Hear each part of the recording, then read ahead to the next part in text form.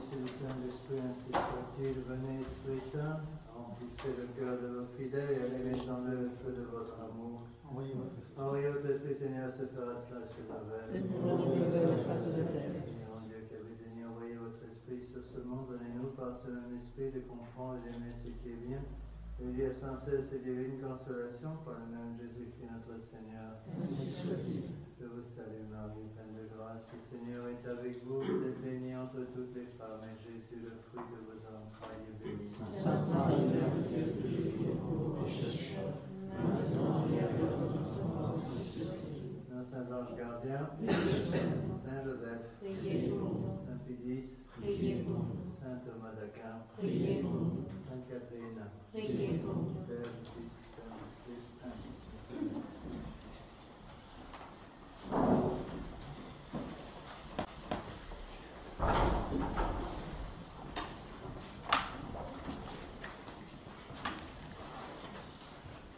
Bon, je félicite tous les courageux qui viennent malgré le froid dans la chapelle.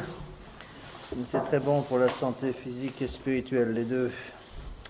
Aujourd'hui, je vais essayer de terminer la partie sur la Sainte Eucharistie. Après, nous attaquerons la confirmation. Avec la confirmation, comme la confirmation c'est relativement simple, je vais rajouter, greffer sur la confirmation un cours sur la vie spirituelle, à cause de l'influence des dons des Saint-Esprit dans la vie spirituelle. Et puis après, on attaquera le mariage. Alors, je passerai énormément de temps parce que c'est dans la pratique un sacrement extrêmement important dans la pratique. Donc nous sommes à la page 13. S'il y en a qui n'ont pas les papiers, vous me les demandez, j'en ai encore quelques-uns. Il n'y a pas de feuille nouvelle pour aujourd'hui. Donc nous avions vu la dernière fois, je reviens là-dessus parce que c'est quand même capital, les fins du Saint-Sacrifice de la messe. C'est un point fondamental. Je vous ai dit, c'est surtout les protestants et les modernistes, c'est-à-dire les néo-protestants en quelque sorte, qui nient complètement la doctrine traditionnelle de l'Église. Alors attention, rappelez-vous ce que je vous ai déjà expliqué. Donc il y a quatre fins principales de la messe. Je réexplique très rapidement, j'ai déjà expliqué tout ça. Donc la fin latretique, apprenez les termes qui doivent être utilisés. Latrare, en fait, strictement parlant, latrare, ça veut dire aboyer en latin. Mais donc, la racine de latretique, c'est pas le verbe, mais le mot latria. Bon. Latria, ça veut dire l'adoration, le culte rendu à Dieu, d'où le nom de latretique. Donc ça, c'est la fin. Qu'est-ce qui se rappelle? L'adoration. Alors, attention, n'oubliez pas que on entend parfois des bêtises sur le sujet. Beaucoup de gens nous disent les modernistes nient les quatre fins de la messe. C'est faux. Ne dites pas des choses comme ça. Les modernistes nient une des quatre fins de la messe. Laquelle?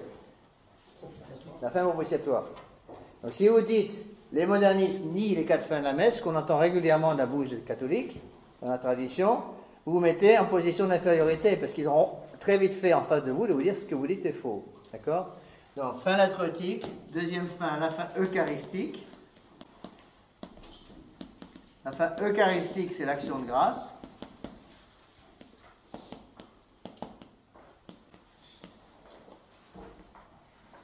Après la fin impétratoire, ça c'est vraiment des choses à bien connaître. Fin impétratoire, petere en latin, ça veut dire demander. Donc c'est la fin de demande. Il est évident que ces fins sont aussi importantes. Donc faire attention parce que souvent on va trop simplifier. Bon. Par exemple, j'entends parfois les catholiques me dire à la messe on ne fait pas mémoire. C'est faux. À la Sainte Messe on fait aussi mémoire. Vous voyez ? C'est pas parce que les modernistes poussent toujours sur une chose que ça veut dire que c'est forcément faux. Donc les modernistes disent à la messe on fait mémoire. C'est vrai. On peut dire ça. Ce qu'on n'a pas le droit de dire, c'est que la messe n'est que faire mémoire. Vous comprenez? C'est comme des gens qui me disent, il y a parfois des gens comme ça, qui vous disent, il ne faut pas utiliser le rouge c'est communiste. Ben, non, le rouge n'est pas communiste. Ça a été réutilisé après par les communistes. Le rouge est le symbole des martyrs, le symbole du sang de notre Seigneur. Donc attention à ce que vous dites. Donc ne dites pas, encore une fois, on entend trop souvent des choses comme ça, ne dites pas les modernistes ni les quatre fins de la messe, parce que là, vous vous mettez immédiatement en tort. Donc les modernistes nient, comme les protestants, la fin propitiatoire. Donc la quatrième fin qui est la plus importante. La fin propitiatoire. Bon, les protestants également acceptent la fin latrotique, eucharistique et impétratoire de la messe. Mais ils nient aussi la fin propitiatoire. Comme le modernisme n'est rien d'autre qu'une espèce de protestantisme, vous voyez qu'il y a une égalité entre la théologie protestante et la théologie moderniste. Il faut bien comprendre le mot propitiatoire. Propitiatoire, c'est réparation.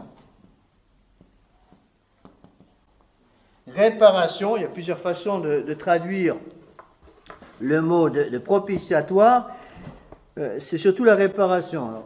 L'argument, l'objection qui nous est proposée, qui nous est donnée, c'est de dire ce que disent tous les modernistes, les prêtres modernes. Ils vont vous dire, mais Dieu étant infini, la messe, le sacrifice de la croix a une valeur infinie, donc Dieu, par sa mort sur la croix, a déjà payé pour tous les péchés.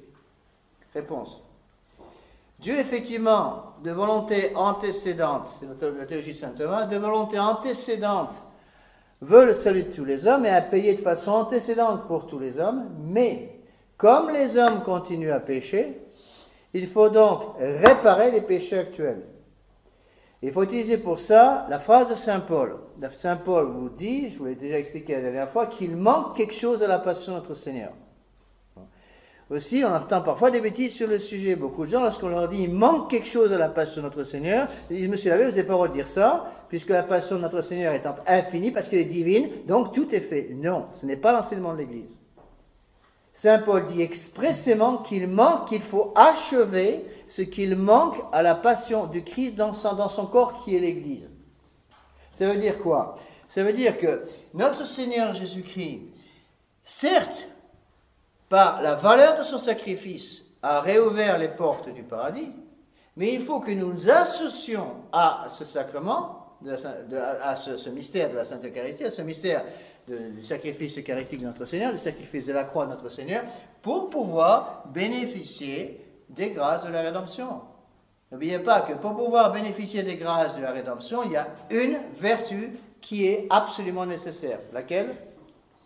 La charité. La charité, c'est l'état de grâce. Donc quelqu'un qui n'est pas en état de grâce ne peut pas recevoir les grâces qui viennent de la croix. Pourquoi? Ce qu'on appelle un obex, un obstacle.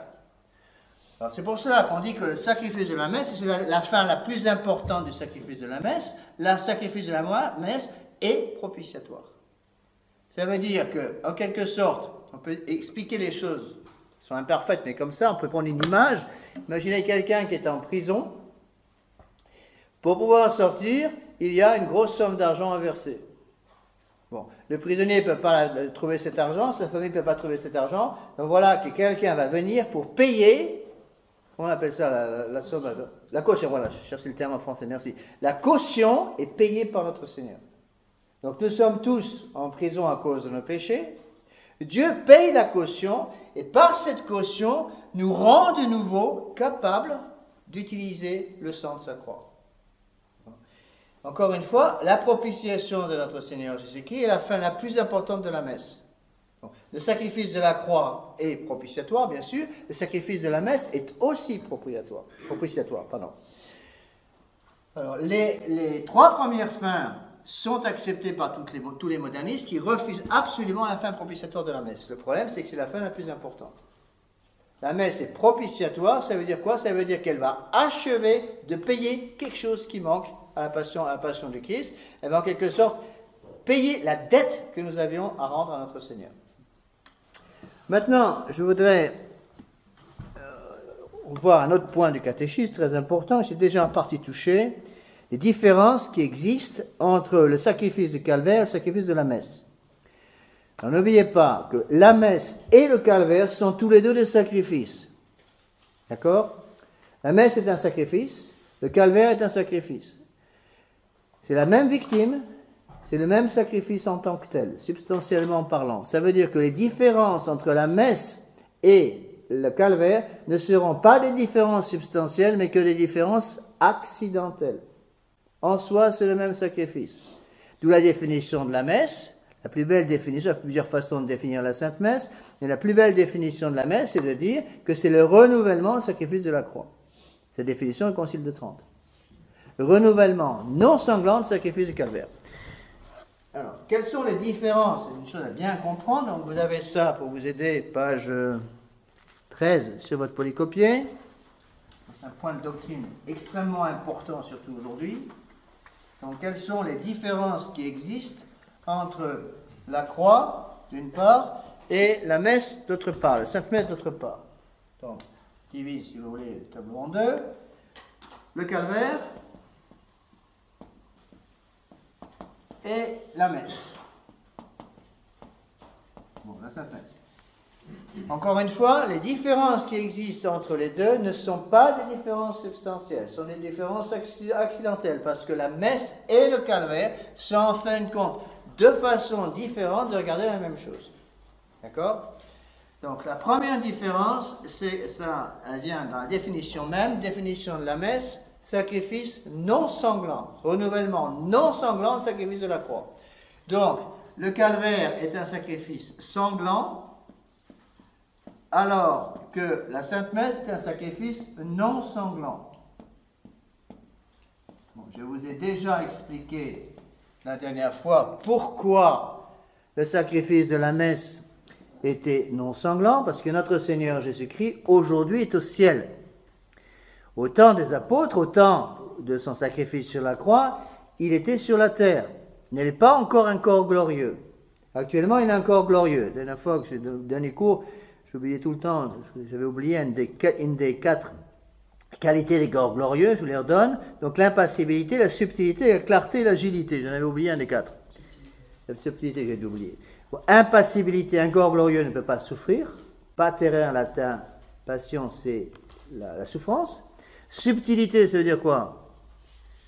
Un corps subtil, la subtilité et l'agilité, c'est un petit peu semblable. Un corps subtil peut passer à travers les murs. C'est pour cela qu'après sa résurrection, notre Seigneur va apparaître à ses disciples en passant à travers les murs. L'agilité, ça veut dire quoi? Ça veut dire qu'il peut aller d'une grande rapidité d'un endroit à l'autre de l'univers.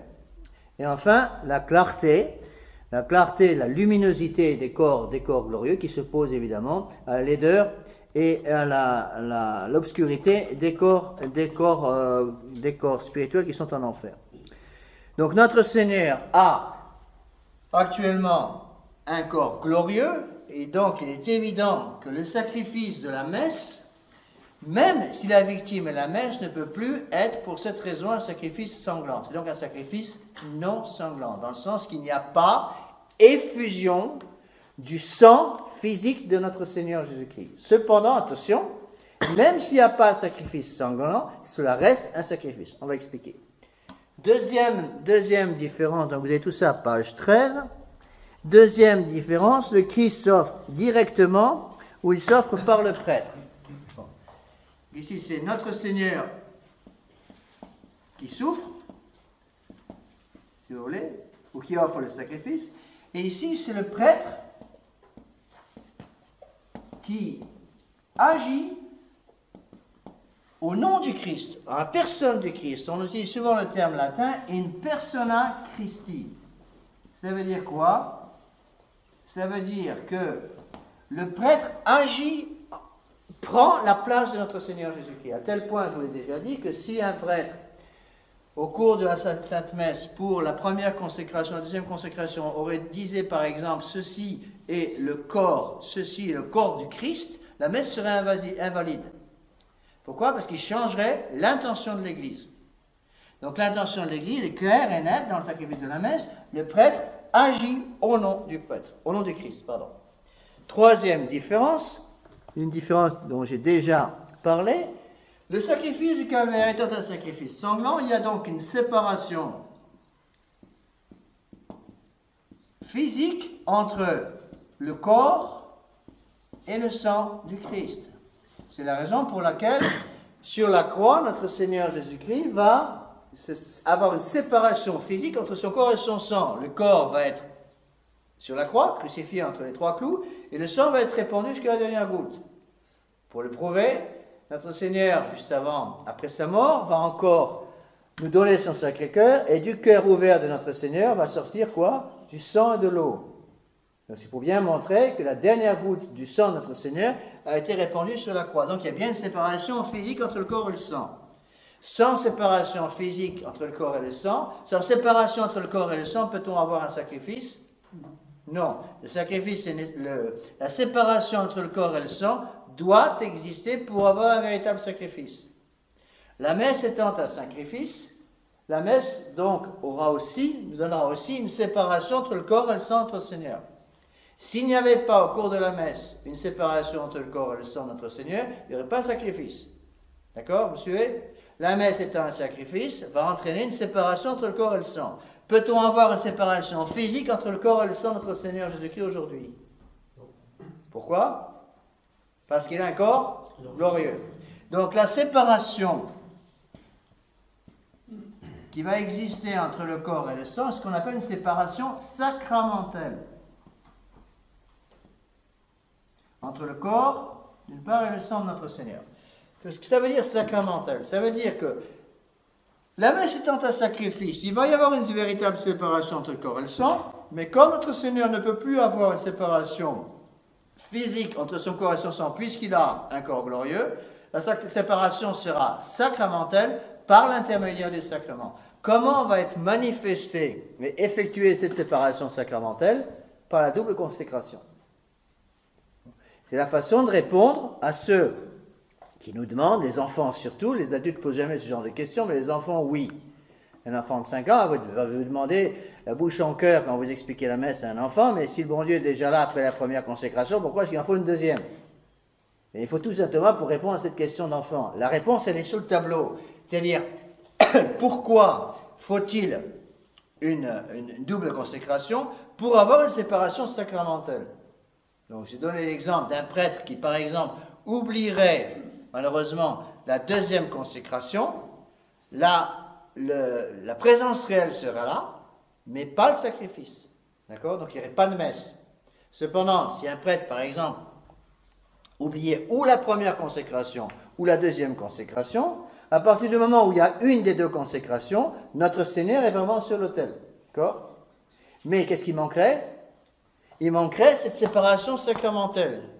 La séparation sacramentelle manquant, quelles sont les conséquences? Il n'y aura pas donc de sacrifice, donc pas de messe. Dans ce cas-là, la messe n'est pas offerte.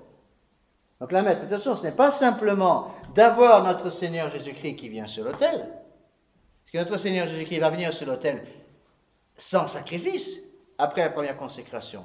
Et pour qu'il y ait messe, il faut qu'il y ait sacrifice. Donc la Sainte Messe est plus, si vous voulez, que la simple présence de notre Seigneur. D'où la définition du Concile de Trente, la Sainte Messe n'est rien d'autre que le renouvellement non sanglant du sacrifice de la croix.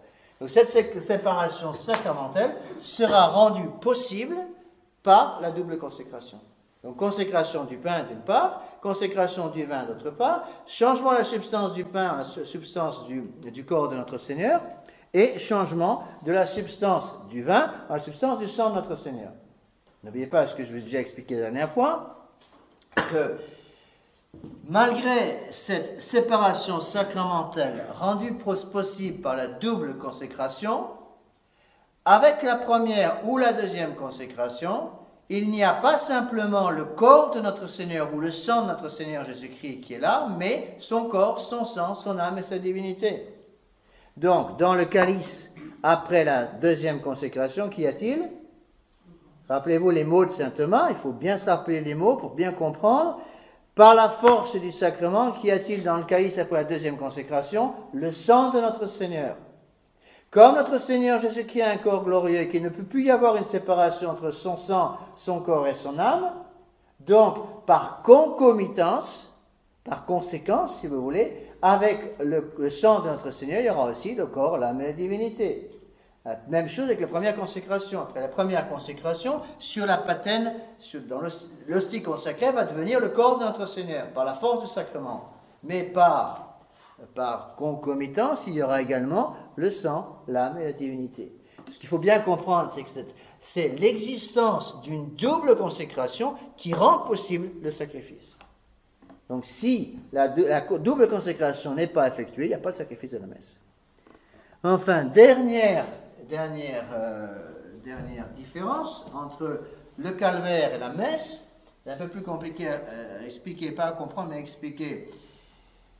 C'est que notre Seigneur Jésus-Christ, le jour du vendredi saint, le jour de sa mort sur la croix, va préparer en quelque sorte toutes les grâces qui vont être nécessaires dans toute l'histoire de l'humanité. En quelque sorte, on peut marquer comme ça, notre Seigneur prépare les grâces. On peut expliquer, quand j'explique aux enfants, j'explique comme ça. Je leur dis, imaginez que notre Seigneur place au pied de la croix une grande boîte, un grand coffre, et toutes les grâces dont nous allons avoir besoin. La Sainte Messe distribue les grâces déjà préparées. Vous comprenez la différence?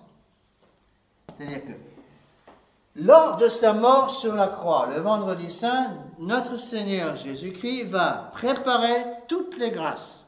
La messe étant le renouvellement du non sanglant du sacrifice de la croix, à chaque messe vont être distribuées les grâces déjà préparées par notre Seigneur il y a 2000 ans au sacrifice de la croix. C'est la raison pour laquelle on peut offrir une messe pour une intention particulière. Lorsque le prêtre célèbre, en général, il y a une intention particulière pour sa messe, une intention pour laquelle il a reçu un honoraire. Il y a une obligation grave, évidemment, pour un prêtre d'être fidèle aux intentions qui sont reçues. Donc, avant de célébrer la messe, le prêtre vérifie soigneusement quelle est son intention qui lui a été donnée. Chaque prêtre a un carnet de messe, donc j'ai moi-même aussi, et il va vérifier son carnet de messe, quelle est l'intention de la messe. Et il a l'obligation grave, c'est peine de péché mortel pour le prêtre, d'être fidèle à l'intention pour laquelle il célèbre la messe. Donc il offre la messe pour telle intention. C'est important de comprendre que, pour des raisons de justice élémentaire, le prêtre n'a jamais le droit, sous aucun prétexte, d'utiliser, avant que la messe soit dite, l'honoraire de messe. C'est pour ça que les honoraires de messe des prêtres sont gardés à part. De telle façon que si un prêtre meurt, c'est le cas par exemple avec l'abbé Maury, quand l'abbé Maury est mort, bon, on a fallu chercher partout pour arriver à trouver son carnet de messe et pour être sûr que ces messes soient célébrées. Bon. C'est la raison pour laquelle aussi le prêtre en principe garde toujours de façon séparée ses honoraires de messe pour être sûr que la volonté des donateurs est bien respectée. Il est évident que le prêtre a aussi le droit d'offrir la messe en intention secondaire pour toutes ses intentions personnelles. D'accord ?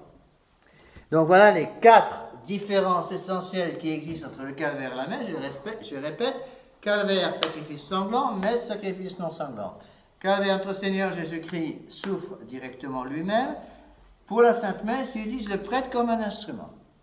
Troisième différence, la plus importante, séparation physique. Pour avoir un sacrifice, séparation physique entre le corps et le sang de notre Seigneur au calvaire. La messe est un sacrifice, mais avec une séparation qui ne sera qu'une séparation sacramentelle, donc par la double consécration. Et enfin, notre Seigneur Jésus-Christ a préparé les grâces au cours du premier sacrifice offert, c'est-à-dire le sacrifice du vendredi saint, et ces grâces vont être diffusées au corps mystique, à son corps mystique, par la Sainte Messe. Donc vous avez tout ça à page 13. 4 différences accidentelles. J'ai bien mis accidentelles pour bien expliquer que dans les 2 cas, il y a sacrifice. Donc il n'y a pas de différence importante, on peut dire, entre la messe d'une part et le calvaire d'autre part. C'est le même sacrifice, la même victime qui est offerte. C'est simplement la façon d'offrir la même victime qui est différente. Donc sacrifice sanglant, sacrifice non sanglant. Deuxième différence, ce qui s'offre directement. Deuxièmement, il s'offre par le prêtre. Troisièmement, séparation physique entre le corps et le sang, en opposition à une séparation sacramentelle. Cela sert à représenter la passion du Christ dans laquelle son sang fut séparé de son corps. C'est pourquoi, dans la forme de la consécration du sang, on mentionne l'effusion de celui-ci. Pour qu'il y ait vrai sacrifice, il faut une vraie séparation entre le corps et le sang de la victime. Dire par la double consécration, il y a véritablement une séparation entre le corps et le sang de notre Seigneur Jésus-Christ sur l'autel, mais de façon sacramentelle. Enfin, quatrième différence, les grâces de la rédemption sont créées, d'une part au calvaire, et sur l'autel de la messe, elles sont utilisées et déversées sur les âmes. Vous connaissez tous ces images très bien faites, qui existaient avant dans les anciens catéchismes, qu'on utilise toujours aujourd'hui, heureusement, au moins pour nous, des anges qui versaient sur les âmes du purgatoire le sang rédempteur de notre Seigneur répandu pendant la Passion sur la croix. Et c'est tout à fait ça. D'accord ? Alors, je vous ai déjà expliqué, je ne reviens pas, j'espère que c'est compris, que même quand il y a séparation entre le corps et le sang de notre Seigneur, soit physiquement sur la croix, soit sacramentellement sur l'autel, le corps et le sang de notre Seigneur Jésus-Christ sont toujours unis à la divinité. Il est véritablement homme-Dieu. Donc il ne faut pas faire un petit peu attention parfois à la façon dont on explique, de ne pas séparer un peu comme des tranches de saucisson, si vous voulez, différentes choses. Notre Seigneur Jésus-Christ va offrir au vendredi saint son corps, son sang, son âme et sa divinité, mais il ne peut pas y avoir une séparation entre le corps et la divinité, ou entre le sang et la divinité, ou entre l'âme et la divinité. Il peut y avoir une séparation entre quoi ? Une séparation entre le corps et le sang. Et on peut séparer le corps et le sang de notre Seigneur, d'accord ? Mais on ne peut pas séparer le corps de la divinité. Pourquoi ? Parce que notre Seigneur Jésus-Christ est homme-Dieu. Donc on ne peut pas effacer, on ne peut pas détruire, si vous voulez, ce principe fondamental de l'incarnation. L'incarnation, c'est faite une bonne fois pour toutes.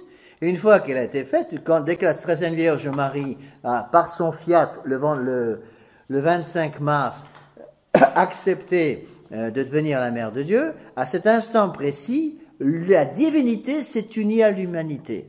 L'humanité s'est unie à la divinité, comme vous voulez. C'est-à-dire que dans le sein très pur de la Très Sainte Vierge Marie, cet enfant qui est arrivé de façon miraculeuse, mais qui s'est développé dans le sein de la Très Sainte Vierge Marie pendant 9 mois, je dirais comme tous les bébés du monde. Si vous voulez. Il faut bien comprendre ça. Parfois, les gens ont du mal à comprendre. L'arrivée de notre Seigneur Jésus-Christ dans le sein de la Très Sainte Vierge Marie est miraculeuse, sans l'intervention d'un père physique. Les 9 mois de grossesse de la Très Sainte Vierge Marie, pendant ces 9 mois, notre Seigneur, dans son humanité, s'est développé normalement comme tout enfant. La naissance de notre Seigneur Jésus-Christ est aussi miraculeuse. Dans quel sens ?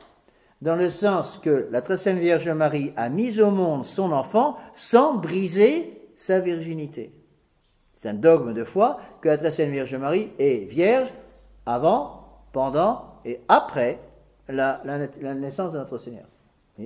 Donc, l'enfant Dieu, une fois qu'il est né, dès son arrivée, comme embryon, si vous voulez, dans le sein de notre Sainte Vierge Marie, comme fœtus dans le sein de notre Sainte Vierge Marie, il est déjà Dieu et homme. Et il va rester Dieu et homme de façon définitive à partir de l'incarnation. Il faut bien que vous compreniez ça. Avant l'incarnation, est-ce que en notre Seigneur Jésus-Christ, il y a l'humanité? Non. Avant l'incarnation, il n'y a pas l'humanité unie à la divinité. Par l'incarnation, le 25 mars, l'humanité s'unit à la divinité. Au moment où notre Seigneur Jésus-Christ meurt sur la croix, le vendredi saint, y a-t-il une séparation entre l'humanité et la divinité? C'est-à-dire, c'est une autre question, la mort de notre Seigneur Jésus-Christ le vendredi saint va-t-elle détruire l'incarnation? Non. Donc, même après la mort de notre Seigneur Jésus-Christ, qui est une mort véritable, attention, pourquoi? Notre Seigneur est un homme. Bon. Donc, il y a une véritable mort physique, c'est-à-dire séparation entre le corps et l'âme. Mais, s'il y a une séparation entre le corps et l'âme sur la croix, par mort véritable de l'homme-Dieu, ce qui n'est pas séparé, c'est l'humanité de la divinité. Comme il y a mort véritable, ça veut dire quoi? Ça veut dire que l'âme de notre Seigneur Jésus-Christ est d'un côté et son corps est de l'autre. D'accord? S'il n'y avait pas cette séparation entre le corps et l'âme de notre Seigneur Jésus-Christ, il n'y aurait pas mort physique. Vous me suivez? Donc il y a véritablement séparation entre le corps et l'âme. Mais le corps est uni à la divinité et l'âme est unie à la divinité. C'est qu'il n'est plus possible, depuis le mystère de l'incarnation, même actuellement au ciel, il n'est plus possible de séparer l'âme de la divinité de notre Seigneur Jésus-Christ, le corps de la divinité de notre Seigneur Jésus-Christ et le sang de la divinité de l'âme de notre Seigneur Jésus-Christ. Donc, lorsque vous recevez la Sainte Eucharistie, vous recevez la Sainte Eucharistie sous une des deux espèces, au moins dans le rite latin, dans certains rites orientaux, c'est la coutume de donner la Sainte Eucharistie aux fidèles sous les deux formes, sous les deux espèces. Bon, c'est pas la coutume du tout dans le rite latin. Bon. Mais lorsque vous recevez la Sainte Eucharistie, vous recevez pas simplement le corps de notre Seigneur, mais puisque le corps ne peut plus être séparé de l'âme de sa divinité, vous recevez le corps et la divinité de notre Seigneur. Bon. Comme notre Seigneur Jésus-Christ est maintenant glorieusement régnant au ciel, avec le corps et la divinité, vous recevez aussi le sang de notre Seigneur. Donc, quand vous communiez, vous recevez le corps, le sang, l'âme et la divinité de notre Seigneur. Est-ce que c'est compris? Bon, je ne dis pas que c'est facile à comprendre, c'est le mystère, tout le mystère de la rédemption là qu'on touche. Hein. Mais on touche là au mystère central de la foi catholique. Hein. Si on détruit cette union, si vous voulez, qui ne peut plus être détruite entre l'humanité et la divinité de notre Seigneur Jésus-Christ, on détruit toute la foi catholique. C'est évident, on reviendra à ça plus tard quand on parlera de l'Église, mais il est évident que les mêmes choses peuvent être dites à propos de l'union qui existe non seulement dans le corps physique de notre Seigneur Jésus-Christ, mais dans son corps mystique. Quel est le corps mystique de notre Seigneur? Qu'est-ce que c'est que le corps mystique de notre Seigneur? L'Église. Bon. Vous voyez la comparaison que je vais essayer de faire, c'est que de même que dans son corps physique, on ne peut plus casser, si vous voulez, détruire l'union entre le corps de notre Seigneur Jésus-Christ et sa divinité, de la même manière, dans le corps mystique de notre Seigneur Jésus-Christ, qui est l'Église, cette Église étant divine, on ne peut plus détruire l'union qui existe entre la divinité et l'Église de notre Seigneur Jésus-Christ. Si vous avez compris ça, ça va donner un espoir incroyable. Vous comprenez où je veux en arriver? C'est que le démon peut détruire des hommes d'église, il ne peut pas détruire l'église. Pourquoi? Parce que l'église est divine. Vous comprenez? C'est la raison pour laquelle notre Seigneur a pu dire en parlant de son église, les forces du mal ne prévaudront point contre mon église. Pourquoi il a dit ça? Parce que son église est divine. Donc tout ce qui est dit sur le corps mystique de notre Seigneur Jésus-Christ peut être dit d'une façon par analogie sur tout ce qui a été dit sur le corps physique de notre Seigneur Jésus-Christ peut être dit analogiquement sur le corps mystique de notre Seigneur Jésus-Christ, qui est la Sainte Église. La Sainte Église est divine, ne peut pas être détruite et ne sera jamais détruite. On ne peut donc même pas dire la Sainte Église est en mauvais état aujourd'hui. C'est de l'hérésie de dire ça. C'est purement hérétique, on n'a pas le droit de dire ça. On le dit en pratique, mais en principe, on n'a pas le droit de dire ça. Pourquoi? Parce que l'Église catholique, étant divine, ne peut pas être en mauvais état. C'est impossible. Ce qui peut par contre arriver, et ce qui malheureusement arrive, c'est que beaucoup de gens quittent l'Église. L'Église en tant que telle est divine et ne peut pas être détruite, mais malheureusement, Dieu laisse la liberté aux hommes. Si vous comparez l'Église catholique à un navire qui porte les âmes vers le ciel, les matelots qui sont dans le navire, vous et moi, ont malheureusement la possibilité et la liberté de sauter par-dessus bord. Ils peuvent se dire, oula, ça devient un peu houleux en ce moment, trop de vagues, je m'en vais. je saute par-dessus bord et je prends une bouée et je nage tout seul. Ah, évidemment. Ça, c'est possible.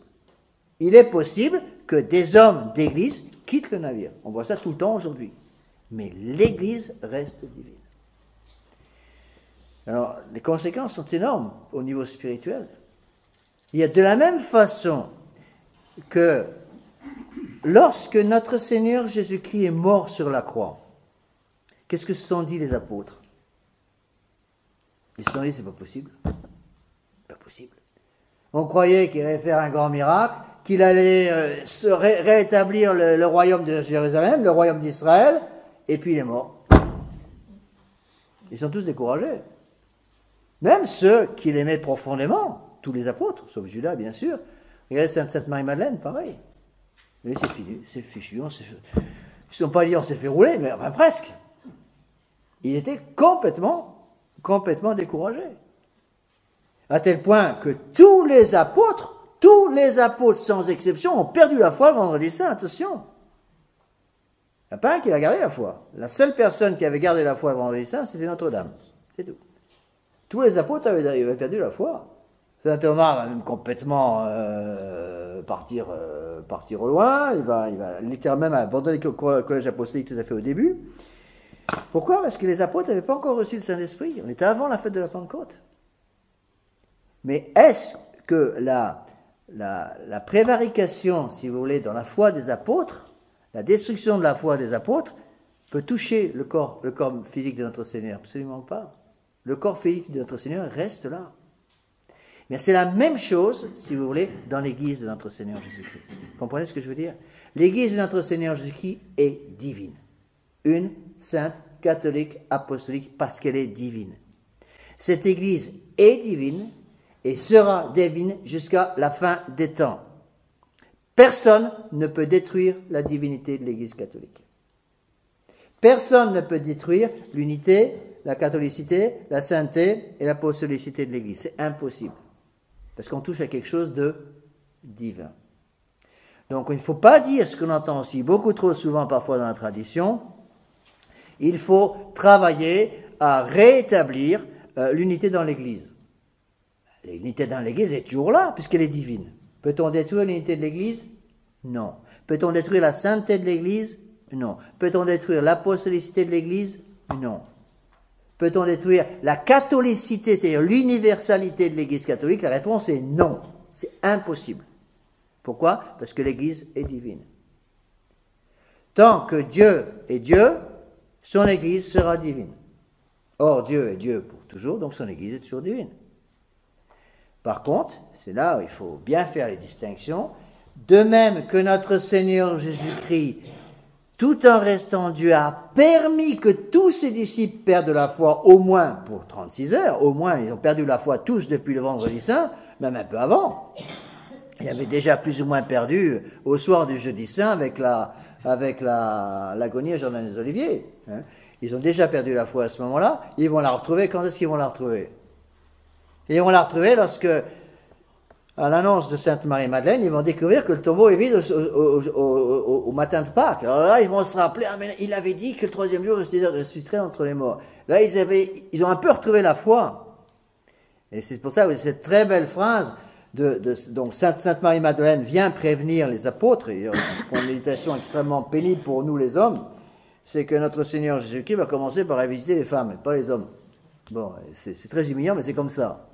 Bon, et souvent les gens me disent, Monsieur l'abbé, pourquoi est-ce que notre Seigneur Jésus-Christ a commencé par aller visiter Sainte Marie-Madeleine? Il aurait quand même dû aller visiter le pape, et qui n'était pas encore pape à l'époque, mais d'abord les apôtres, ça semblerait logique. Bon, la réponse est assez simple. C'est que les hommes brillent par leur absence au pied de la croix. Donc notre Seigneur d'abord est allé visiter les femmes. Bon. Celles qui avaient toutes perdu la foi, sauf la Sainte Vierge. Sainte Marie-Madeleine avait perdu la foi. Donc Sainte Marie-Madeleine vient prévenir les apôtres, qui n'y croient pas. Saint Jean finit par décider Saint-Pierre d'aller vérifier. Ils vont en courant au tombeau, constatent que la pierre a été sortie de ses gonds, si vous a été enlevée, et ils virent le tombeau vide. Et vous avez cette petite phrase magnifique dans l'Évangile, ils virent et ils crurent. Ça veut dire quoi? Ça veut dire qu'avant de voir, ils n'avaient pas cru. Donc ils avaient perdu la foi. Et c'est très très important pour nous aujourd'hui, parce que humainement parlant, si on regarde l'Église catholique avec un regard purement humain, on se décourage complètement. Donc il faut regarder l'Église catholique avec un regard divin. L'Église catholique ne peut pas être détruite parce qu'elle a les promesses de la vie éternelle. Mais notre Seigneur Jésus-Christ n'a jamais promis que son Église comprendrait les 3/4 de l'humanité. En fait, il a dit le contraire. Il a parlé d'un petit troupeau, qu'à la fin des temps, quand je reviendrai, a-t-il dit, qui sait, je trouverai encore la foi sur la terre. Et si vous voulez, il faut bien comprendre ça avec un esprit surnaturel. C'est pour cela qu'actuellement, je pense que la vertu la plus importante dont on a besoin dans la pratique, c'est la vertu d'espérance. De ne pas regarder ce qui se passe dans l'Église catholique actuellement, au niveau humain, avec un regard purement humain. Il faut regarder les choses avec un regard divin.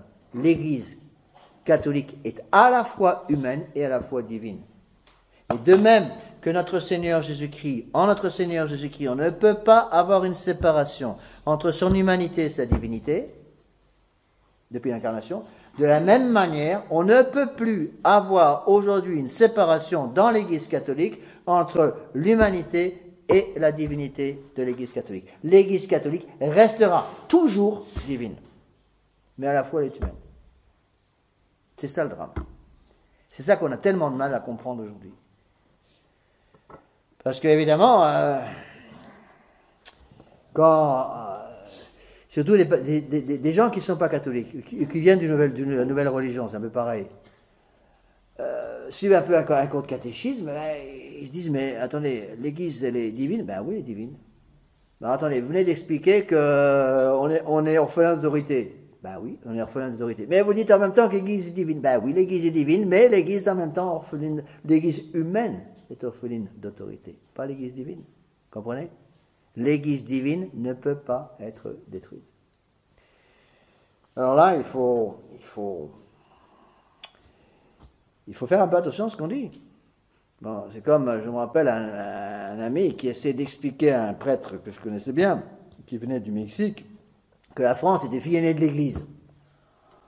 Bon, le prêtre nous a regardé, moi je disais rien, mais le prêtre nous a regardé, nous a dit, ben dis donc, la France fille aînée de l'Église, elle est un peu malade.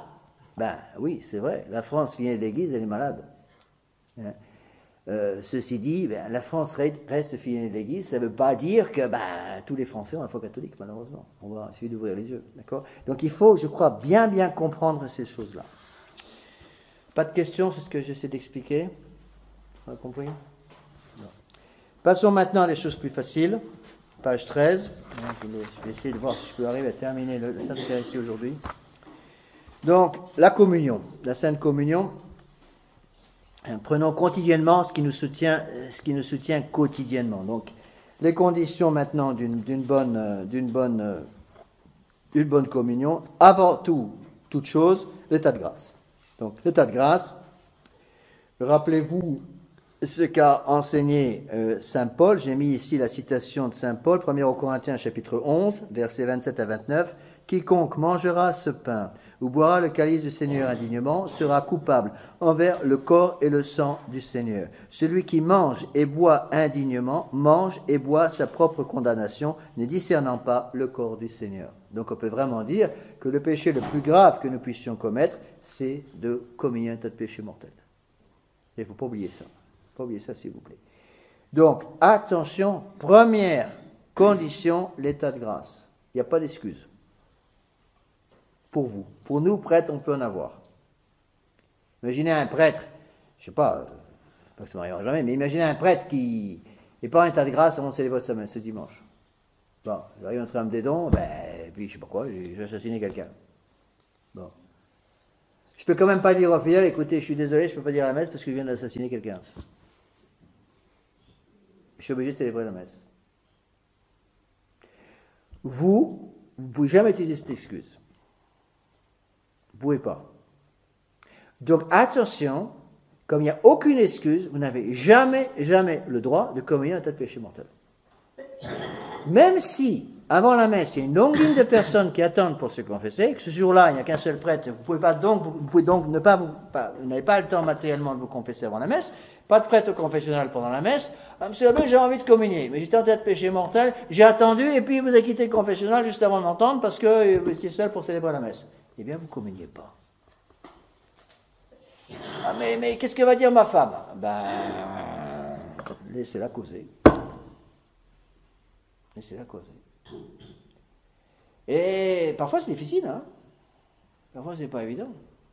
C'est pour ça que je dis souvent aux jeunes, peut-être vous choquer ce que je vais vous dire, je dis souvent aux jeunes, imaginez un jeune homme de 15-16 ans qui ne peut pas communier, parce qu'il n'est pas un tas de grâce,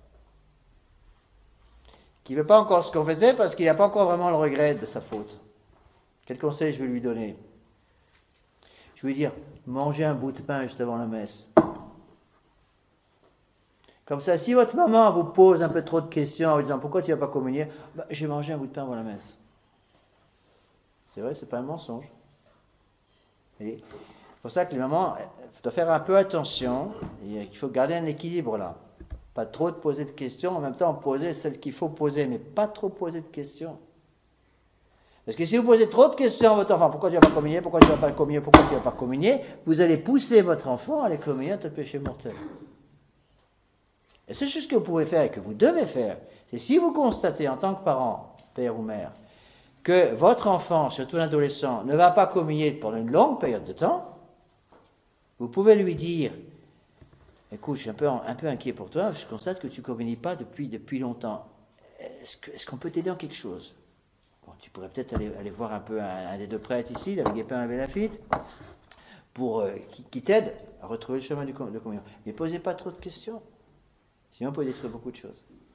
Donc, rappelez-vous, on ne peut pas accepter ce qu'on entend parfois, même dans la tradition. Moi, je l'ai entendu dans la tradition, attention, des gens qui me disent, monsieur l'abbé, j'ai communié, j'étais pas en état de grâce, mais j'ai communié quand même parce que j'avais le désir de la confession. Le désir de la confession n'est pas suffisant pour communier. Si vous êtes en état de péché mortel. Vous êtes en état de grâce, pas de problème. D'accord? Donc, quelqu'un qui, pour une raison ou pour une autre, n'a pas pu se confesser avant la Sainte Messe, eh bien, il ne communie pas. Il ne communie pas. Donc, n'allez jamais vous approchez jamais de la Sainte Table en état de péché mortel. C'est la pire des choses qui puisse arriver. Et je peux vous dire que pour un prêtre, c'est quelque chose parfois qui est terrible parce que, je vous l'ai déjà expliqué, le prêtre est lié par un secret de la confession totale. Et parfois, ça arrive que le prêtre sache très bien que telle personne n'est pas en état de grâce, mais il le sait que par le secret de confession, donc ne peut rien faire, rien dire, et est obligé de donner la communion à quelqu'un alors qu'il sait parfaitement que cette personne n'est pas en état de grâce. Rappelez-vous l'exemple que je vous ai déjà donné en début de catéchisme, quand j'ai donné les règles de validité des sacrements, j'ai donné l'exemple, beaucoup d'entre vous s'étaient trompés dans la réponse, j'ai donné l'exemple de quelqu'un qui se confesse avant la messe, le prêtre entend sa confession, est obligé de lui refuser l'absolution parce qu'il n'est pas en état de recevoir le sacrement, parce que par exemple, il vit une situation pécamineuse, il ne peut pas sortir de son état de péché, le prêtre lui refuse l'absolution. Imaginez que 2 minutes après ou 30 secondes après sortie du confessionnal, la personne sort du confessionnal et demande au prêtre, mon père, est-ce que vous pouvez me communier s'il vous plaît? Le prêtre est obligé de communier la personne parce qu'il est tenu par un secret de confession.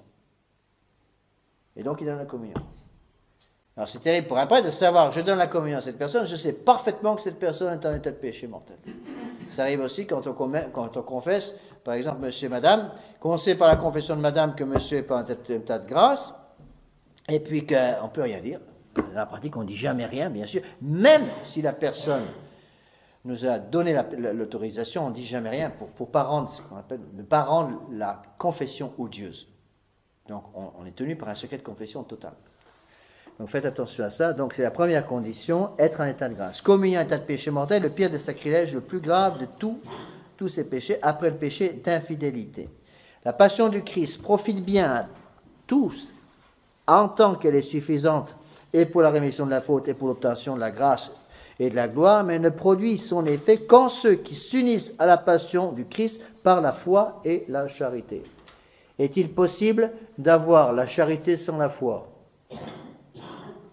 Non. Si vous avez la foi, vous avez la charité.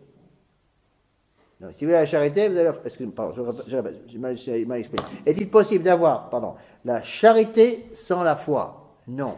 Parce que la charité grandit sur la foi. Donc, si quelqu'un est en état de grâce, vous ne pouvez pas être en état de grâce sans avoir la foi. C'est la raison pour laquelle, si un adulte non baptisé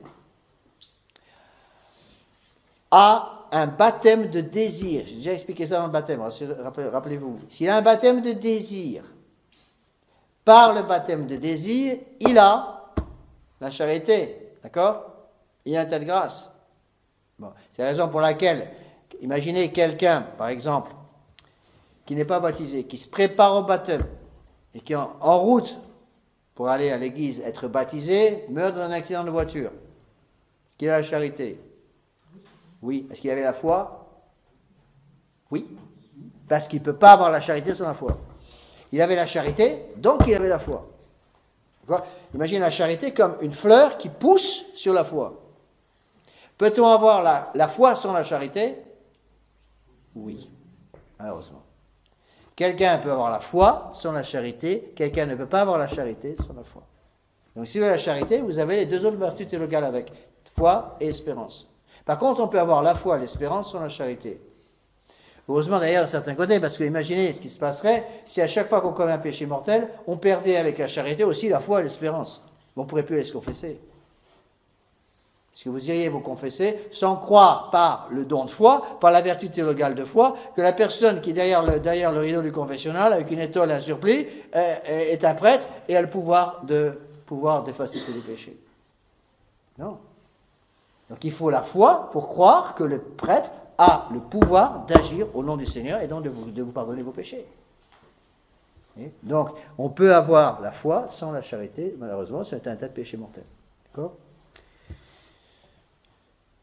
De même, ce sacrifice, qui est le mémorial de la passion du Seigneur, ne produit en effet qu'en ceux qui sont unis à ce sacrement par la foi et la charité. Donc, première condition pour pouvoir communier, être en état de grâce.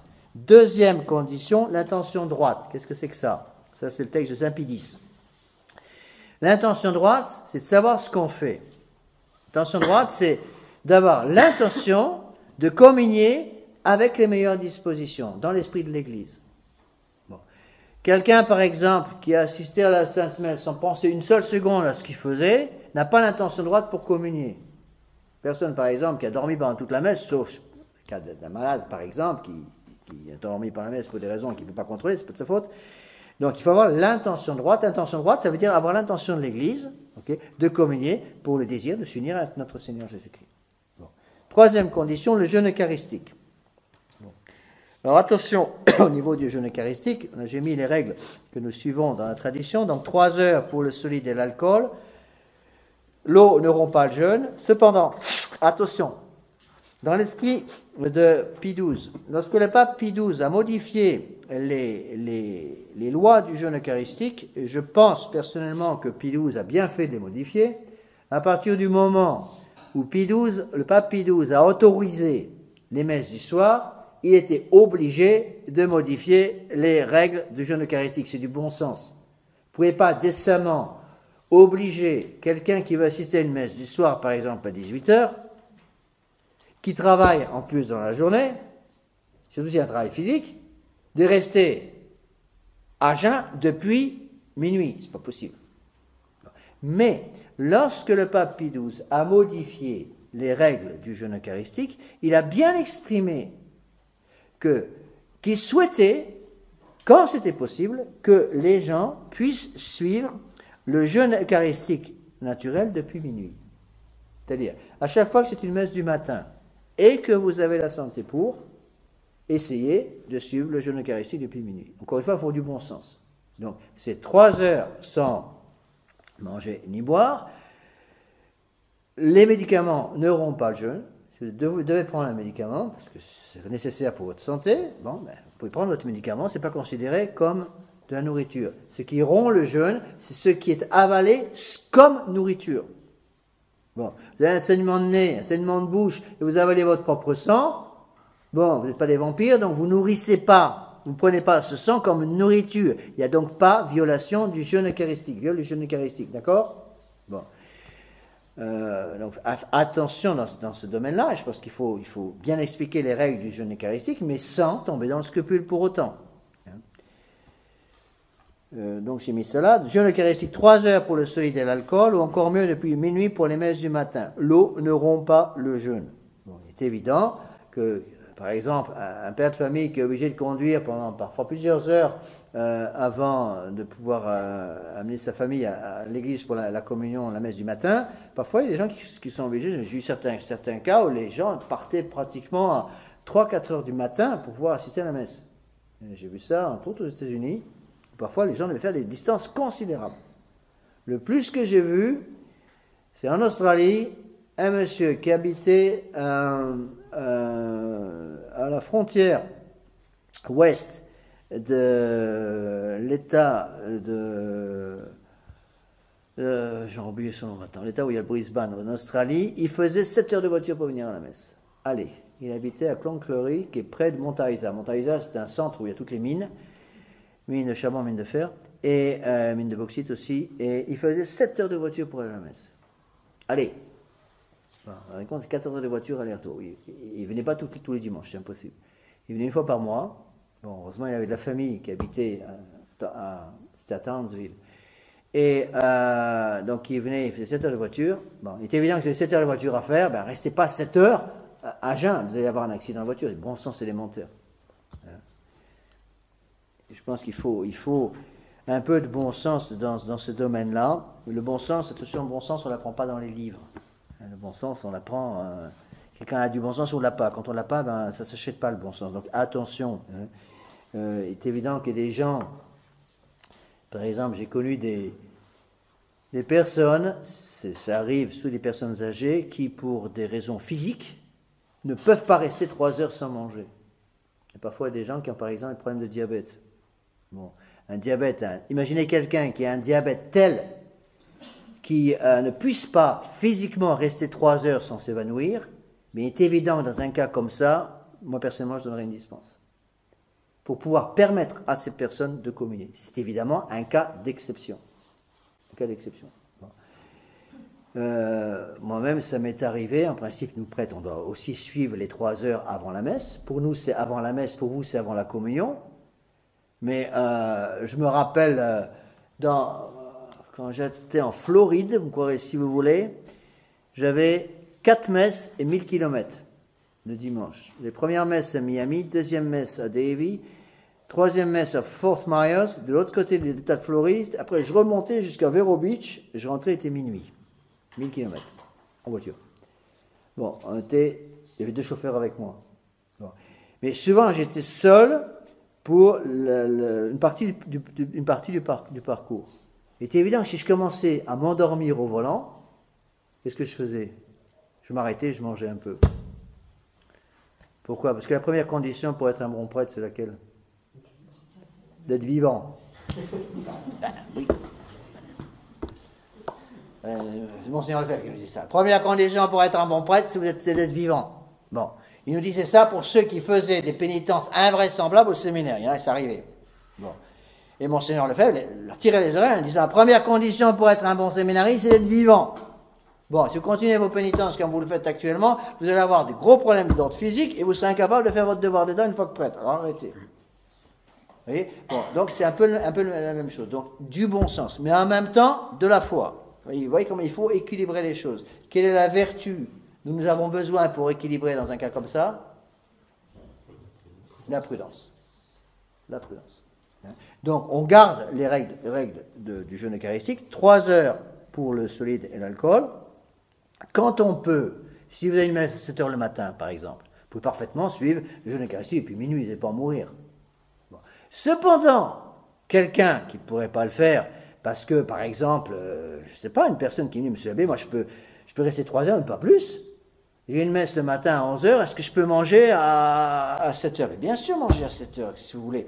Si vous pouvez assister à la messe de 11 heures, par exemple, quand vous venez en semaine, et garder vos 3 heures de jeûne eucharistique avant, faites-le. Bien sûr. Si vous pouvez même assister à la messe de 11 heures et garder le jeûne eucharistique depuis minuit, faites-le. Est-ce que vous êtes tenu de garder le jeûne eucharistique depuis minuit, surtout si vous n'avez pas la santé pour? La réponse est non. Oui. Récemment, il m'est arrivé un corps personnel. Pour venir à la messe, je suis obligé, il faut 1 heure de route. rentrant de la maison en mairie, je m'endormais. Oui. Je force absolument pour tous mes efforts pour ne pas.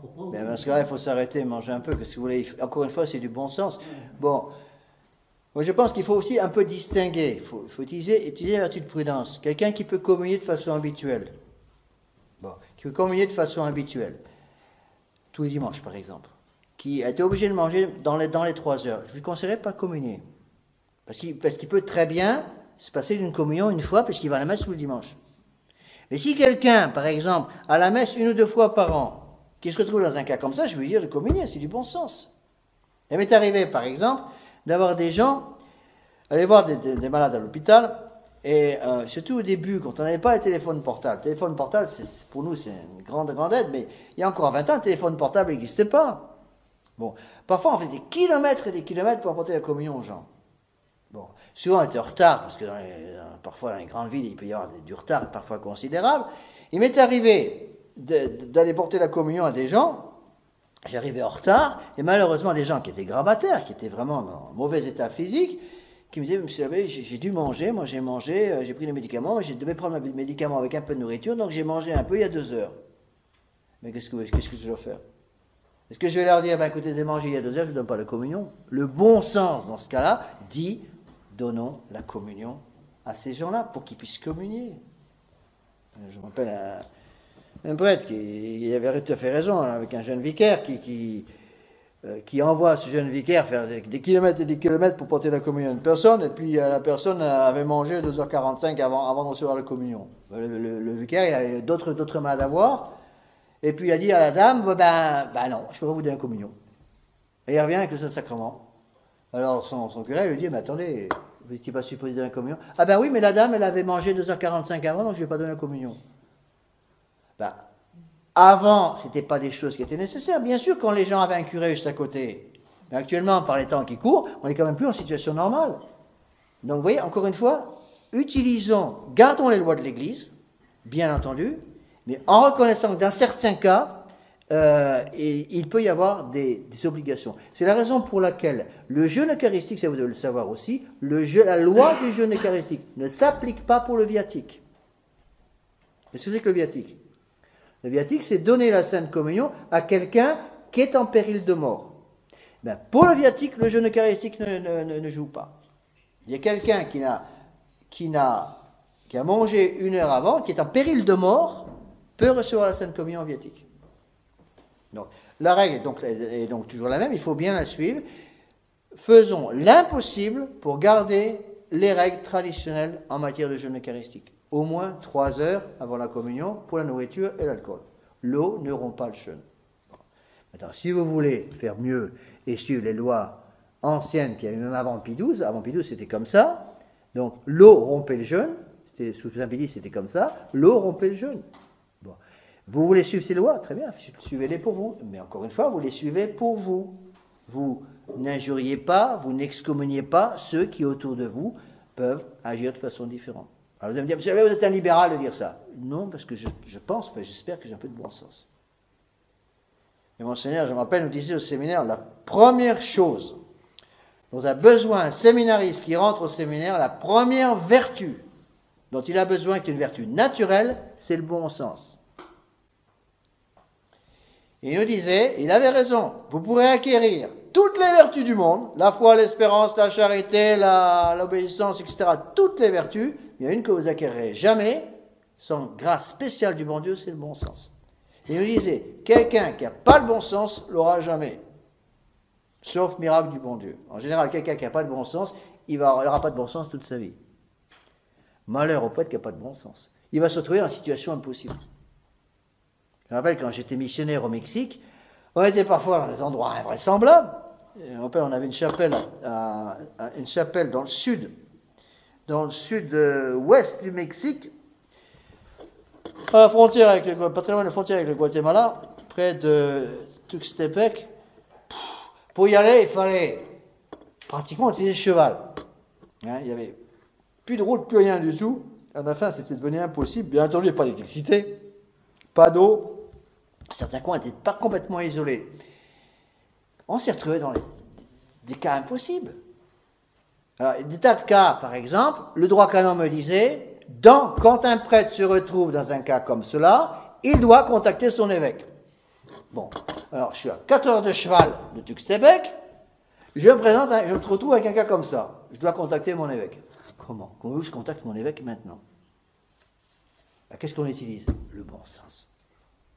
On fait au mieux. Puis quand on est rentré dans son prieuré, dans son presbytère, qu'est-ce qu'on fait?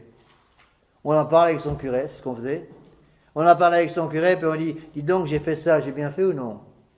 Non, moi j'aurais pas fait ça. Oui, vous avez bien fait. Moi j'aurais pas fait ça. À mon avis, il aurait mieux fallu faire ça. Bon, très bien, la prochaine fois je saurai. Vous voyez. Donc le bon sens est important, attention. Ne devenons pas, si vous voulez, des espèces de scrupuleux qui vont transformer une chose qui n'est pas substantielle en une chose qui devient substantielle. Le pape a-t-il le pouvoir en soi de modifier les lois du jeûne eucharistique? La réponse est oui. Un pape a le pouvoir de modifier les lois, les règles du jeûne eucharistique. C'est ce qu'a fait le pape Pie XII. Alors, je connais des catholiques qui vous diront Pie XII était un gros libéral. Je pense pas. Je pense pas que Pie XII était un gros libéral. Vous n'avez pas le droit de dire ça. Est-ce que Pie XII a perdu son souverain pontificat parce qu'il a changé les lois du jeûne eucharistique? Le bon sens dit non, il a le droit de le faire. D'accord? Donc attention encore une fois à ce que vous dites. Alors tombez pas dans un excès d'un côté ou de l'autre. N'oubliez pas que toutes les vertus morales sont des vertus qui doivent s'exercer comme dans un juste milieu. Les vertus théologales n'ont pas de juste milieu. Il n'est pas possible d'avoir trop de foi, trop d'espérance, trop de charité, d'accord? On peut passer sa vie à augmenter sa foi, son espérance et charité, vous n'en aurez jamais trop. Mais, on peut avoir trop de prudence. On peut avoir trop de force. On peut avoir trop de tempérance, par exemple. Trop d'esprit de pénitence. Vous avez une justice qui pousse à l'excès, vous allez finir par devenir complètement injuste. Si vous êtes tellement prudent que vous ne pouvez plus prendre aucune décision, vous devenez imprudent. Donc la prudence, elle maintient les choses dans un juste milieu, ce qu'on appelle des vertus. Les vertus morales, les vertus cardinales sont pas des vertus théologales, les vertus théologales de foi, d'espérance et de charité augmentent tout le temps, d'accord? Peuvent augmenter tout le temps, mais pas les vertus morales. Les vertus morales et les vertus cardinales se placent entre deux extrêmes. Donc si vous avez par exemple la vertu de force, on peut avoir trop de force ou pas assez de force. Trop de force, ça veut dire quoi? Ça devient la cruauté. Pas assez de force, la faiblesse. La vertu de prudence poussée à l'excès, moi j'ai connu des prêtres qui avaient une prudence poussée à l'excès, c'est devenu impossible. Ils étaient incapables de prendre la moindre décision dans leur apostolat. D'accord? Maintenant, quatrième règle du catéchisme concernant le jeûne eucharistique, tenue extérieure correcte. Donc je rappelle, état de grâce, ça c'est important. Alors pour l'état de grâce, il n'y a pas d'interprétation possible. C'est toujours l'état de grâce, jamais d'exception. État de grâce, intention droite, jeûne eucharistique. Pas d'exception pour l'intention droite, exception dans certains cas pour le jeûne eucharistique, j'ai déjà expliqué. Tenue extérieure correcte. Tenue extérieure correcte. Donc, il me semble qu'on peut faire encore certaines distinctions entre les messes d'obligation du dimanche et les messes en semaine. Je vous ai dit que dans certaines paroisses, avant, je ne sais pas si ça se faisait en France, mais j'ai vu ça dans d'autres pays, où il était toléré, pour les messes du matin, sous les messes qui avaient lieu très tôt, même sous Pie XII, je pense sous Saint-Pédis aussi, ça se faisait, d'après ce que je sais. Je voyais qu'ils commençaient très tôt le matin, par exemple, parfois ils commençaient dans les villes, certains commençaient dans les filatures, par exemple à Lille, les ouvriers souvent commençaient à 6 heures le matin. Donc les premières messes, à l'époque il y avait beaucoup de prêtres, surtout dans la région de Lille, il y avait énormément de prêtres, c'est des régions très chrétiennes, les premières messes commençaient souvent à 4 heures du matin. 4 heures du matin, 5 heures du matin, 4h30, 4 heures du matin, 4h30, 5 heures, 5h30 du matin, 6 heures du matin. Puis après, il y avait des messes plus tard. Mais souvent, les gens allaient communier, allaient à la messe le matin, en bleu de travail littéralement, et puis prenaient un petit déjeuner sur le pouce après la messe. Donc on autorisait dans ces cas-là, même largement avant Pie XII, on autorisait dans ces cas-là, c'est le bon sens encore une fois qui intervient, on autorisait les personnes qui allaient travailler immédiatement après avoir assisté à la messe, on les autorisait d'être en bleu de travail par exemple, quand ils ne pouvaient pas faire autrement. Le dimanche c'est autre chose. Le dimanche c'est autre chose, c'est pour ça que je pense qu'il faut rétablir absolument dans les esprits ce principe de l'habit du dimanche. L'habit du dimanche, c'est quelque chose qui doit être très important. Et j'ai remarqué, c'est très bizarre, que plus on est dans les milieux pauvres, plus l'habit du dimanche est important pour eux. Parce que justement, ils comprennent peut-être plus que nous l'importance de cet habit du dimanche. Je vous l'ai déjà dit, j'ai déjà donné l'exemple plusieurs fois, ça m'est beaucoup frappé en Afrique centrale. En Afrique centrale, les pays d'une très très grande pauvreté, je me rappelle au Gabon, à Libreville, des gens qui marchaient 3 heures pour venir à la messe. Qui marchaient 3 heures pour aller à la messe. Et après la messe, il y a encore 3 heures pour rentrer à la maison. Ils marchaient 3 heures. Ils venaient en guenilles. C'était des gens qui vivaient dans la pauvreté totale. Ils avaient juste quoi manger et encore, souvent pas le minimum. Je voulais donner cet exemple parce qu'il m'a beaucoup frappé quand j'étais en Afrique. Eh bien, ils venaient toujours avec le sac plastique. Dans le sac plastique, il y avait l'habit du dimanche. Et ils se changeaient avant la messe. Ils étaient impeccables pour la messe. J'ai jamais vu des gens aussi impeccables pour servir la messe, par exemple, pour assister à la messe, que surtout, entre autres au Gabon. Ça m'a beaucoup, beaucoup frappé.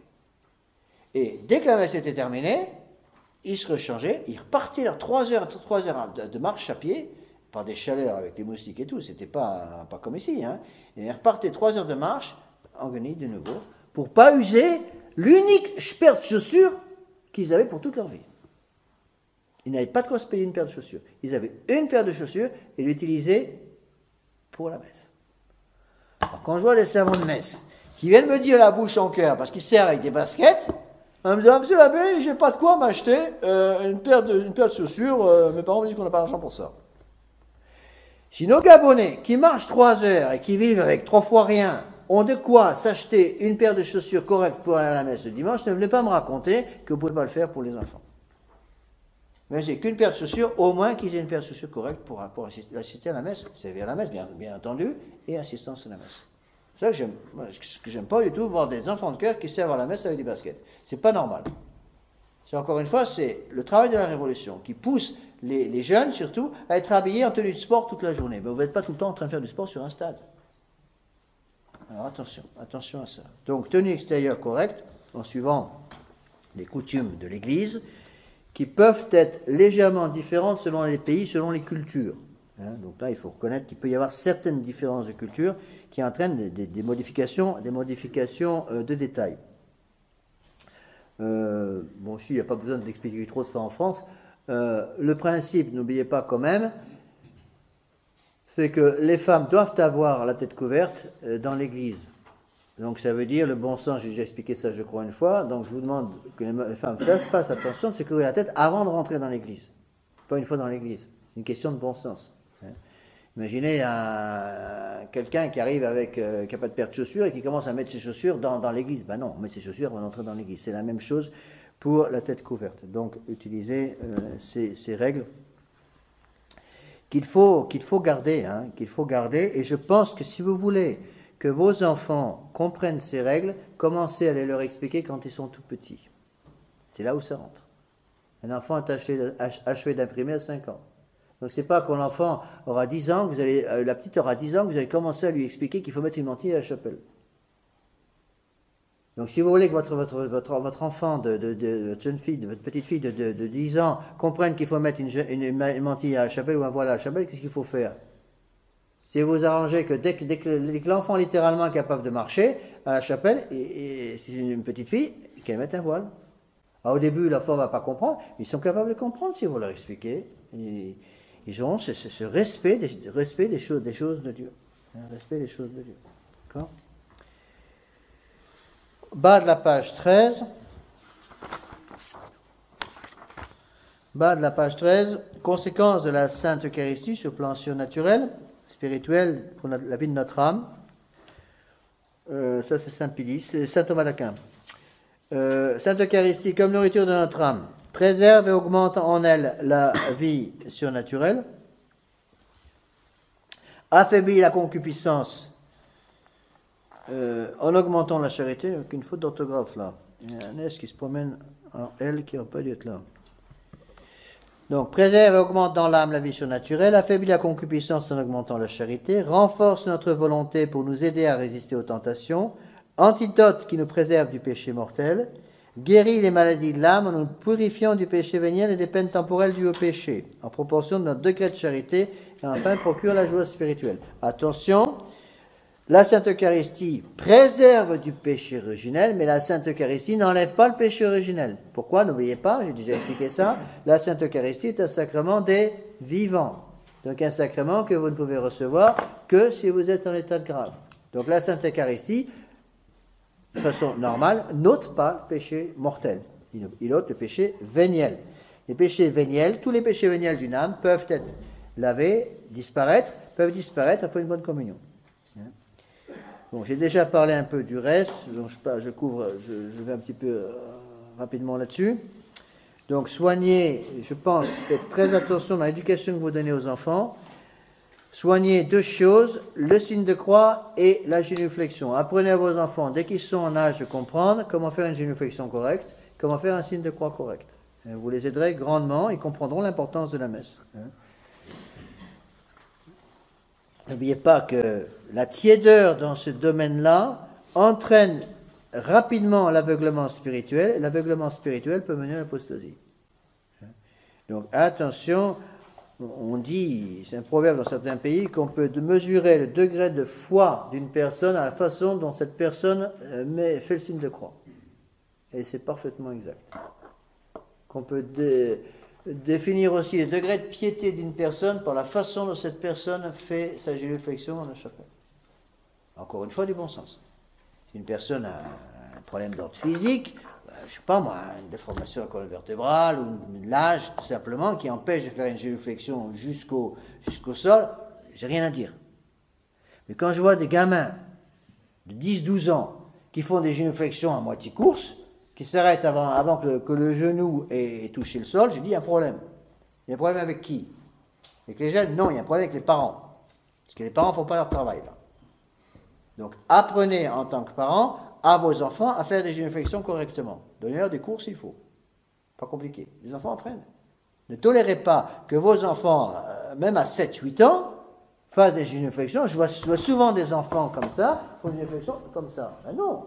C'est inadmissible de la part d'un enfant, sauf, encore une fois, cas d'une personne qui, pour une raison physique, ça peut toujours arriver, même un enfant, une raison physique ne peut pas faire une génuflexion correctement. Apprenez à vos enfants à faire correctement un signe de croix et correctement une génuflexion.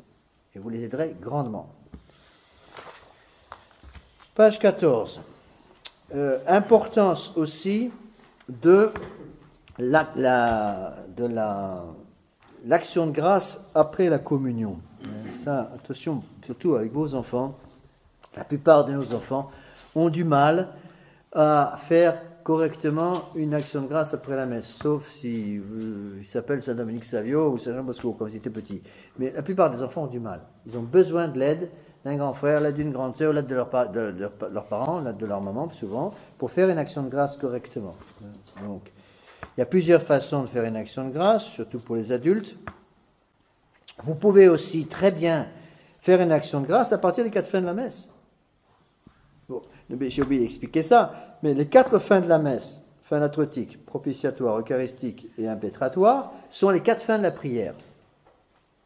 Donc, la plus belle prière qui puisse être faite, c'est celle que vous faites juste après avoir communié. Donc, vous pouvez très bien utiliser les 4 fins de la messe pour faire votre action de grâce. Impétratoire pour demander les grâces dont vous avez besoin. Eucharistique pour remercier le bon Dieu de la communion.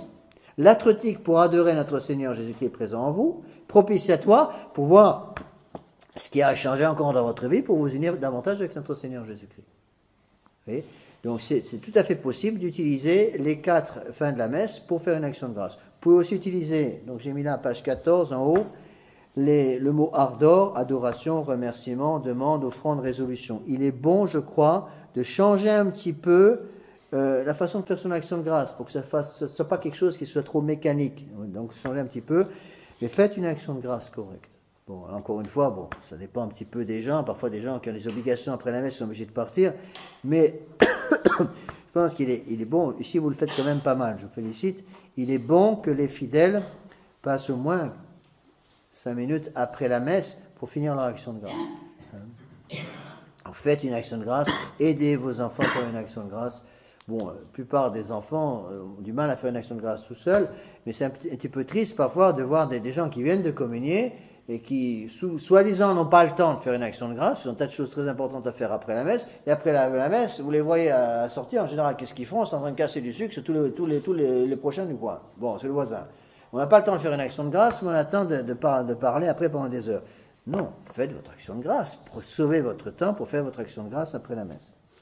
Après la communion, c'est quelque chose de très important. Alors, vous pouvez utiliser certaines prières du missel, bien sûr, pas de problème. Cependant, attention, n'oubliez pas que la première prière est d'abord une prière, la prière mentale est supérieure à la prière vocale. On peut utiliser des prières vocales pour vous aider. Les prières vocales sont les prières qu'on dit avec la voix, vox en latin. Prière mentale, c'est les prières qu'on fait avec l'esprit, mens. Donc la prière mentale est supérieure à la prière vocale. On peut utiliser des prières vocales pour aider, mais je pense qu'il faut que les gens apprennent à faire les prières mentales. C'est la raison pour laquelle les retraites sont tellement importantes, parce qu'on a besoin des retraites souvent pour pouvoir apprendre à faire une méditation. Donc apprenez à faire une bonne méditation, une bonne action de grâce. La première des méditations, c'est l'action de grâce après la communion. Alors, vous pouvez aussi utiliser d'autres livres qui peuvent vous aider pour l'action de grâce. Vous pouvez utiliser par exemple très facilement, ça c'est une bonne chose, le livre 4 de l'imitation du Christ. Donc, l'imitation du Christ est divisé en 4 livres, 4 grands chapitres. Et dans le livre 4, vous avez toute une série de chapitres concernant l'action de grâce après la communion. Donc vous pouvez utiliser ça. C'est des petits chapitres en général. Vous pouvez très bien en lire lentement un après la messe pour faire votre action de grâce. C'est facile, ça aide un petit peu. Je vous avais donné, je crois, une fois un sermon. J'avais eu le temps d'expliquer que les mystères joyeux pour la fête du rosaire. Je crois que j'avais donné un sermon en expliquant qu'on pouvait très bien utiliser, par exemple, la méditation sur les mystères joyeux pour associer avec les mystères joyeux les sacrements. Bon, vous pouvez faire quelque chose comme ça. Vous pouvez personnalisé votre action de grâce. Mais l'action de grâce, c'est quelque chose de très important.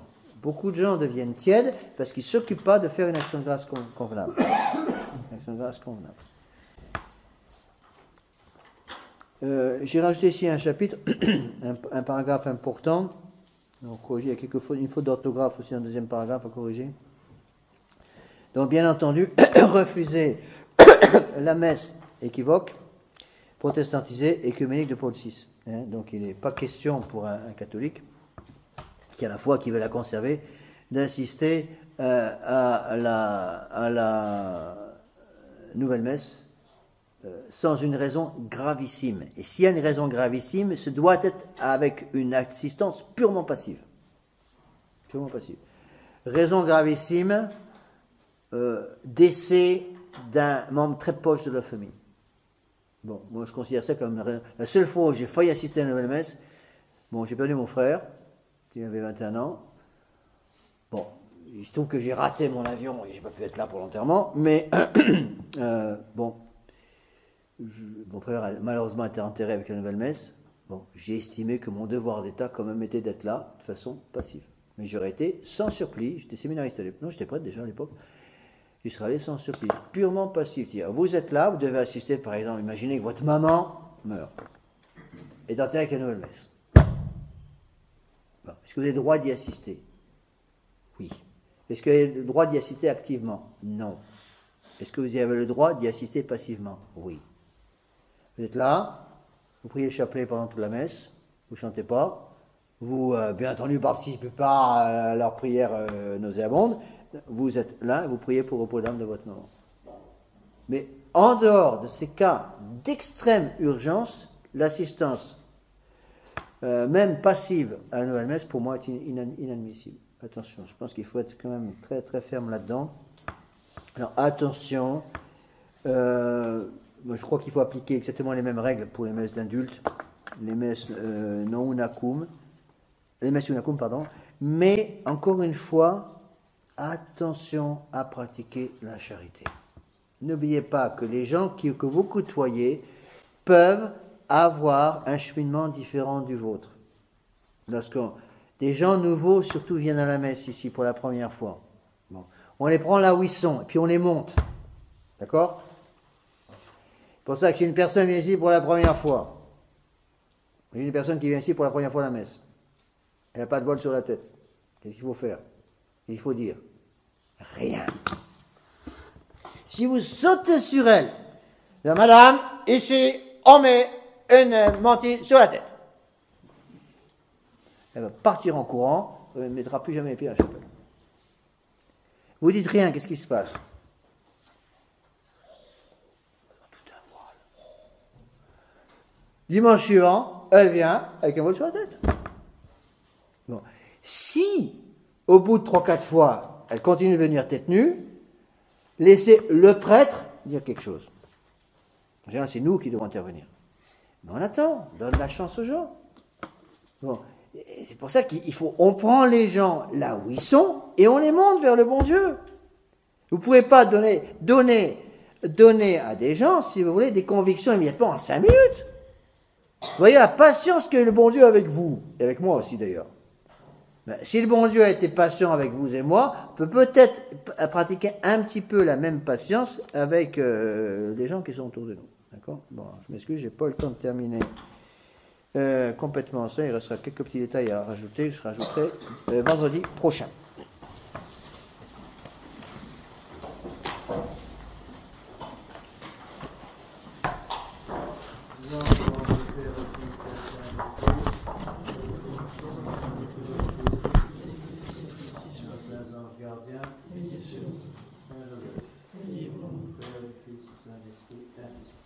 Pour les courageux, n'oubliez pas que demain il y a la conférence. J'aimerais bien qu'on puisse savoir surtout les parents sur une conférence. Je vais donner sur l'éducation des enfants. Donc j'essaie de venir, même si ça fait évidemment beaucoup pour vous de venir vendredi et samedi.